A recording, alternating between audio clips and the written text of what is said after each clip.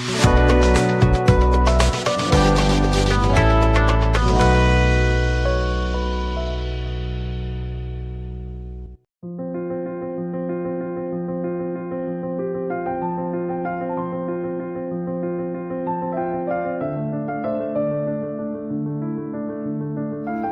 शेतकरी मित्रांनो, माझे नाव सागर चंद्रकांत बुरुंगले, राहणार सोनवाडी, तालुका सांगोला, जिल्हा सोलापूर.